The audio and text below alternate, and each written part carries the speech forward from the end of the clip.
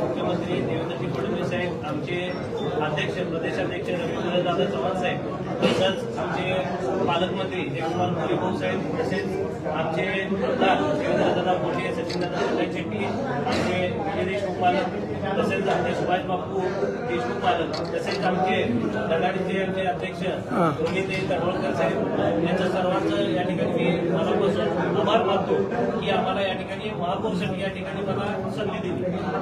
महापौर साहेब, तुम्ही इच्छा व्यक्त केली का पक्षाकडे? हो, इच्छा व्यक्त केली. काय अडचणी आल्या कधी बरोबर आहे. आणि निश्चित या ठिकाणी महापौर पद हे यांनी आम्हाला म्हणजे मला दिलं आणि हे अतिशय म्हणजे चांगल्या पद्धतीने सर्वांना, आमच्या सर्व जे 87 नगरसेवक आहेत त्यांना सर्वांना सोबत घेऊन एक विकासाचं मॉडेल, सोलापूर शहरासाठी एक विकासाचं मॉडेल ठेवून आम्ही या ठिकाणी पक्षासाठी एक प्रामाणिकपणे या ठिकाणी काम करतो. शहराचं काय विजन असेल? शहराचा सर्वप्रथम पाण्याचा विषय असेल या ठिकाणी, आणि आपले रस्ते जे आहे अस्वच्छ जे आहे, स्वच्छतेचा विषय असेल, ई टॉयलेटचा विषय असेल, तसेच आपण लोकांना काय अजून रोजगार देऊ शकतो का हा विषय असेल, हा विषय विजन आम्ही नंतर सांगू.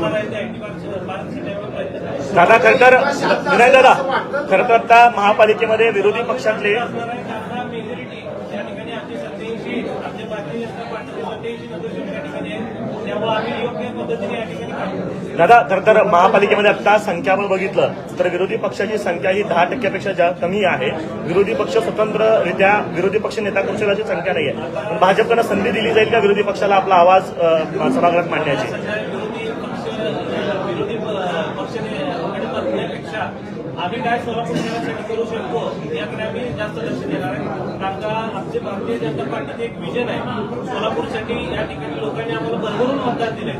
लोकांनी आम्हाला जवळपास 87 जे पूर्ण भविष्य आम्हाला या ठिकाणी 87 जे या ठिकाणी दिलेलं आहे त्याचा आम्ही सार्थ करून सोलापूरचा विश्वास सार्थ करून आम्ही या ठिकाणी पाण्याचा प्रश्न असेल, आयटी पार्कचा विषय असेल, आता आपल्याला माहित आहे विमानचा विषय, उड्डाणपुलाचा विषय असेल, विमानाचा तर या ठिकाणी विषय झालेला आहे.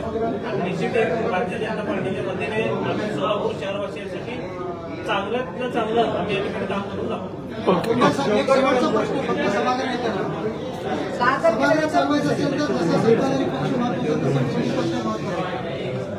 आपल्या विचाराला प्रश्न पुन्हा विचारतो मी की तुम्ही 87 आहात, तुम्ही सभागृह चालवायला सक्षम आहात, पण विरोधी पक्ष तेवढाच महत्वाचा आहे. विरोधी पक्ष नेता होण्याच्या संदर्भात काही अडचणी आहेत का? विरोधी पक्षनेता नियमानुसार होतोय न होतोय या